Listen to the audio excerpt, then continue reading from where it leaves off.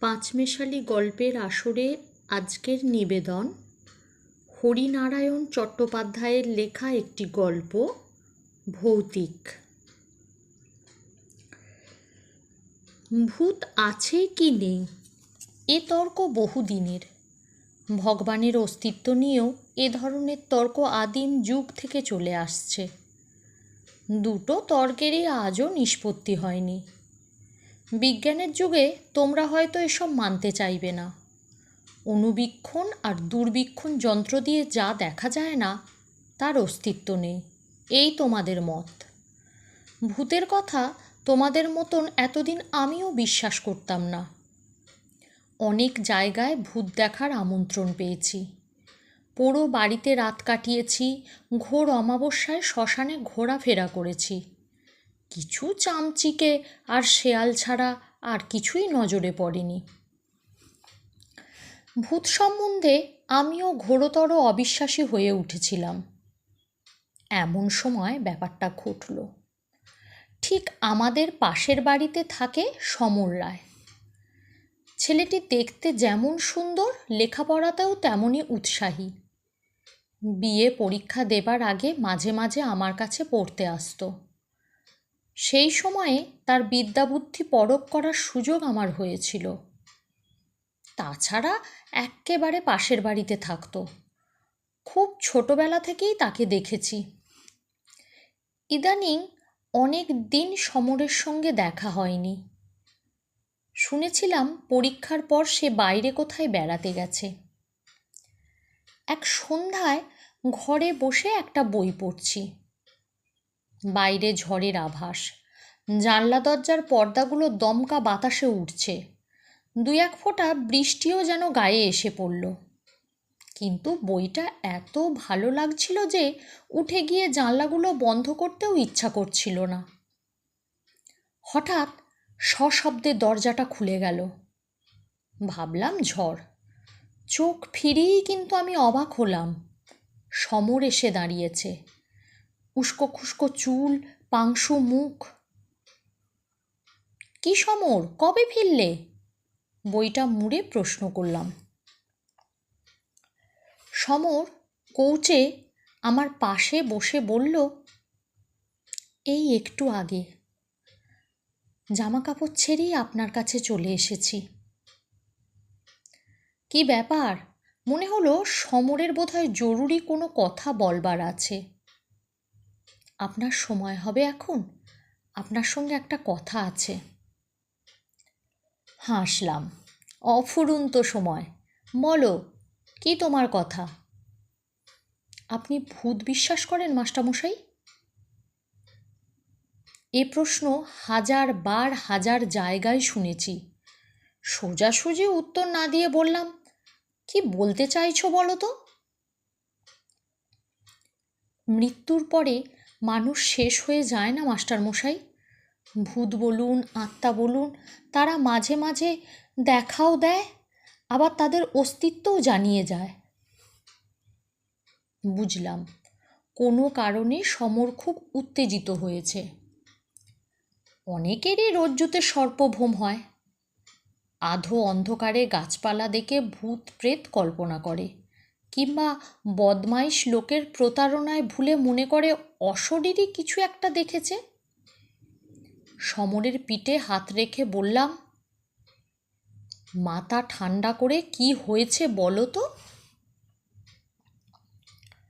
সমর কোচার খুঁট দিয়ে মুখ আর কপাল মুছে নিল। তারপর একটু দম নিয়ে বলতে আরম্ভ করল। লখনৌতে আমার এক পিসি আছেন, আপনি জানেন বোধহয়। হ্যাঁ, তোমার কাছেই শুনেছি। তিনি কোনো এক স্কুলের শিক্ষিকা, তাই না? সমর ঘাড় নাড়ল। পিসি বৈজনাথ শিক্ষা সদনে পড়ান। তিনি অনেক দিন ধরে তার কাছে আমাকে যেতে লিখেছেন, কিন্তু একটার পর একটা ঝঞ্ঝাটের জন্য যাওয়া আর হয়ে ওঠেনি। তাই পরীক্ষার পর ভাবলাম, এখন তো প্রচুর অবসর, এইবার ঘুরে আসি। মাসখানেক আগে দেরাদুন এক্সপ্রেসে রওনা হয়ে গেলাম। তোমার বাবার কাছে শুনেছি আমি কোচের ওপর পা দুটো তুলে ভালো হয়ে বসলাম। আপনি শুনলে হাসবেন, এই জীবনে আমার প্রথম রেলযাত্রা, কাজেই উৎসাহের অন্ত ছিল না। প্রত্যেক স্টেশনে ট্রেন থামতেই আমিও নেমে প্ল্যাটফর্মে পায়চারি করতে আরম্ভ করি। গার্ডের হুইসেলের সঙ্গে সঙ্গে ছুট্টে এসে কামরায় উঠি। কিন্তু এক স্টেশনে বিপদ ঘটল। আমি সোজা হয়ে বসলাম। কি, ট্রেন ছেড়ে দিল তো? সমর আমার প্রশ্নের কোনো উত্তর না দিয়ে বলতে লাগলো, এক স্টেশনে নেমে এদিকে ওদিকে বেড়াচ্ছি। হঠাৎ দেখলাম একটা বছর ৮-৯-এর মেয়ে, বেশ ফুটফুটে চেহারা, কোঁকড়ানো চুল, পরনে নীলচে রঙের একটা ফ্রক, আমাকে হাত নেড়ে ডাকছে। প্রথমে ভাবলাম আমারই ভুল হয়েছে, মেয়েটি বোধহয় অন্য কাউকে ডাকছে। এদিক ওদিক চেয়ে দেখলাম না, আর তো কেউ ধারে কাছে নেই। মেয়েটিকে বাঙালি বলেই মনে হলো। প্ল্যাটফর্মের ওপর বেশিরভাগই অন্য জাতের জটলা। মেয়েটির সঙ্গে চোকাচোকি হতেই সে আমায় আবার হাতছানি দিয়ে ডাকল। ভাবলাম বিদেশে মেয়েটি নিশ্চয়ই কোনো বিপদে পড়েছে, আমাকে স্বজাতি দেখে সাহায্য চাইছে। মেয়েটির দিকে এগিয়ে গেলাম।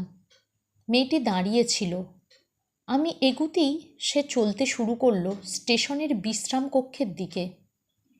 বুঝতে পারলাম সম্ভবত ওই বিশ্রাম কক্ষে তার কোনো আত্মীয় বা আত্মীয়া বিপদে পড়েছেন কিংবা হঠাৎ অসুস্থ হয়েছেন। কিন্তু না, বিশ্রাম কক্ষের সামনে একটু দাঁড়িয়ে মেয়েটি ঘাড় ফিরিয়ে আমাকে দেখে আবার হাত নেড়ে ডেকে আরও এগিয়ে গেল। এধারে একটা বকুল গাছ, অজস্র বকুল ঝরে পড়েছে পথের ওপর। পাশে স্টেশনের সীমানার রেলিং। মেয়েটি তার কাছে গিয়ে দাঁড়ালো। আমি জোরে জোরে হেঁটে মেয়েটির কাছে গিয়ে দাঁড়ালাম। আর ঠিক সেই সময় আমি আর উৎকণ্ঠা দমন করতে পারলাম না। জিজ্ঞাসা করলাম, কি হলো? কি হলো বলো? হুইসেল দিয়ে ট্রেন ছেড়ে দিল। এদিকে চেয়ে দেখি মেয়েটিও উধাও, এক নিমেষে যেন মুছে গেল। আমি ট্রেনের দিকে ছুটলাম, কিন্তু ধরতে পারলাম না। দুরন্ত গতিতে ট্রেন যেন আমার চেষ্টাকে উপহাস করতে করতে বেরিয়ে গেল। এতক্ষণ পরে আমি হাসলাম। এই তোমার ভৌতিক গল্প? মেয়েটি তোমায় বোকা বানিয়ে সরে পড়েছে। বয়স কম হলে হবে কি, মেয়েটি ভারী ওস্তাদ মনে হচ্ছে। সমর আমার হাসিতে যোগ দিল না। গম্ভীর গলায় বলল, আমার কাহিনী এখনো শেষ হয়নি মাস্টার মশাই। আমি একটু অপ্রস্তুত হলাম। বললাম, বেশ, বলে যাও। আমি স্টেশন মাস্টারের সঙ্গে দেখা করে ট্রেন ফেল করার কথা বললাম। তিনি পরের স্টেশনে ফোন করে দিলেন যাতে তারা আমার বিছানা আর সুটকেসটা নামিয়ে রাখতে পারে। এর পরের ট্রেন রাত 9:30, হাতে অঢেল সময়। সমস্ত বিশ্রাম কক্ষগুলো তন্ন তন্ন করে খুঁজলাম। কয়েকজন দেহাতি যাত্রী বসে আছে, মেয়েটি কোথাও নেই। স্টেশনের বাইরে এসে কয়েকটা টাঙাওয়ালাকে মেয়েটির কথা জিজ্ঞাসা করলাম, তারাও কেউ কিছু বলতে পারল না। আশ্চর্য লাগলো, চোখের সামনে থেকে মেয়েটি কি করে নিশ্চিহ্ন হয়ে গেল? এই প্রচণ্ড দিনের আলোয় কোথায় সে সরে যেতে পারে? আশ্চর্য হবার আমার আরও বাকি ছিল। রাত 7টা নাগাদ সারা স্টেশনে হইচই, সবাই খুব ব্যস্ত। গিয়ে খবর নিয়ে চমকে উঠলাম। দেরাদুন এক্সপ্রেসের সঙ্গে এক মালগাড়ির ভীষণ ধাক্কা লেগেছে। অনেক লোক আহত হয়েছে, মারা গেছে বেশ কয়েকজন। আপাতত সব গাড়ি বন্ধ। 2-1টা রিলিফ ট্রেন সাহায্য নিয়ে ছোটাছুটি করছে। স্টেশন মাস্টারের কামরায় খুব ভিড়। অনেকেই আত্মীয় স্বজনদের খবর নেবার জন্য ব্যাকুল। ভিড় কমতে খবর পেলাম দেরাদুন এক্সপ্রেসের সামনের 4খানা বগি এক্কেবারে চূর্ণ বিচূর্ণ হয়ে গেছে। সামনের 3 নম্বর বগিতে আমার থাকার কথা। সেই মুহূর্তে নতুন করে আবার মেয়েটির কথা মনে এলো। মেয়েটি যদি হাতছানি দিয়ে আমাকে ডেকে না নিয়ে যেত তাহলে আমার কি অবস্থা হতো ভেবেই শিউরে উঠলাম। সেই রাতেই 2টো টেলিগ্রাম করলাম, একটা কলকাতার বাড়িতে আর একটা লখনৌতে পিসির কাছে। লিখে দিলাম যে ভাগ্যক্রমে দুর্ঘটনার হাত থেকে আমি বেঁচে গেছি। পথে এক স্টেশনে আমি নেমে পড়েছিলাম। লাইন ঠিক হতে দিন 2 লাগলো। আবার একদিন লখনৌ রওনা হলাম পিসিকে খবর দিয়ে। সারা রাত সেই মেয়েটির কথা ভাবলাম। বিধাতার আশীর্বাদের মতন মেয়েটি যেন আমার প্রাণ রক্ষা করতেই এসেছিল। কিন্তু কাজ শেষ করে মেয়েটি কোথায় মিলিয়ে গেল। পরের দিন 11টা নাগাদ লখনৌ পৌঁছালাম। স্টেশনে পিসি এসেছিলেন। খুব ছেলেবেলায় তাকে দেখেছিলাম, তবু চিনতে অসুবিধা হলো না। পিসির চেহারা প্রায় একই রকম আছে। প্রণাম করতেই বুকে জড়িয়ে ধরলেন। বললেন, খবরের কাগজে ট্রেন দুর্ঘটনার খবর পড়ে আমার যা অবস্থা হয়েছিল, কেবল মনে হচ্ছিল যে এর জন্য আমিই যেন দায়ী। আমি বারবার তোকে আসতে লিখেছিলাম, তারপর তো টেলিগ্রামটা পেয়ে ধরে প্রাণ এলো। কি ব্যাপার বলতো? সব ব্যাপারটা বললে পিসি হয়তো বিশ্বাসই করতেন না, বিশেষ করে তিনি যখন স্কুলে বিজ্ঞান পড়ান। কাজেই মেয়েটির ব্যাপারটা বেমালুম চেপে গিয়েছিলাম। বললাম, চা খেতে একটা স্টেশনে নামতে ট্রেন ছেড়ে দিল পিসি। ছুটে গিয়েও ট্রেন ধরতে পারলাম না। পিসি স্বস্তির নিঃশ্বাস ফেলে বললেন, ভগবান তোকে বাঁচিয়েছে। জন্ম জন্ম যেন তোর চা খাওয়ার নেশাটা থেকেই যায়। দুজনে টাঙায় উঠলাম। প্রায় আধ ঘন্টার ওপর চলার পর একটা বাড়ির সামনে টাঙা থামল পিসির নির্দেশেই। পিসি নেমে চিৎকার করলেন, সুন্দর, সুন্দর। একটি ছোকরা নেমে এলো। আমার সুটকেস আর বিছানা নিয়ে আবার ওপরে উঠে গেল। পিসির পিছন পিছন আমিও ওপরে উঠলাম। মাঝারি সাইজের একটা ঘরের দিকে আঙুল দেখিয়ে পিসি বললেন, ওই ঘরটা তোর, যা জামা কাপড় ছেড়ে নে, আমি জলখাবারের বন্দোবস্ত করি। শরীর খুবই ক্লান্ত ছিল। ঘরের মধ্যে ঢুকে একটা চেয়ারের ওপর নিজেকে ছেড়ে দিলাম। এক কোণে একটা টেবিল, তার উপরে বাতিদান, একটা আলনা, ছোট্ট একটা খাট, দেয়ালে গোটা 3 ছবি। সামনের ছবিটার দিকে চাইতেই সমস্ত শরীর বিদ্যুৎ স্পৃষ্টের মতো কেঁপে উঠল আমার। উঠে দাঁড়িয়ে পড়লাম। মনে হলো ভয়ের কালো একটা ছায়া আমাকে আবৃত করার চেষ্টা করছে। তাড়াতাড়ি বাইরে এসে ডাকলাম, পিসি, ও পিসি। পিসি বোধহয় নিচের রান্নাঘরে ছিলেন। কোনো সাড়া পেলাম না। কিন্তু পিসিকে আমার একান্ত প্রয়োজন। আমি তাড়াতাড়ি সিঁড়ির মাঝ বরাবর নেমে আবার ডাকলাম, পিসি, ও পিসি। এতক্ষণে আমার ডাক পিসির কানে পৌঁছল। হন্তদন্ত হয়ে পিসি সিঁড়ির কাছে এসে বললেন, কি রে, কি হয়েছে তোর? একটু এ ঘরে এসো না পিসি। আমি ছুটে ওপরের ঘরে এসে দাঁড়ালাম। হাঁপাতে হাঁপাতে পিসিও এলেন একটু পরে। কি হলো রে তোর? শরীর খারাপ হয়নি তো? এত ঘামছিস কেন? জামার অস্তিন দিয়ে কপালের ঘামের বিন্দু মুছে ফেলে বললাম, না, আমার শরীর ঠিক আছে, কিন্তু এই ছবিটা কার? এই যে। হাত দিয়ে সামনের ফটোটা দেখালাম। পিসি বললেন, ওটা টুনুর ফটো, আমার মেয়ে টুনু। তোমার মেয়ে? হ্যাঁ, তাকে তুই দেখিসনি।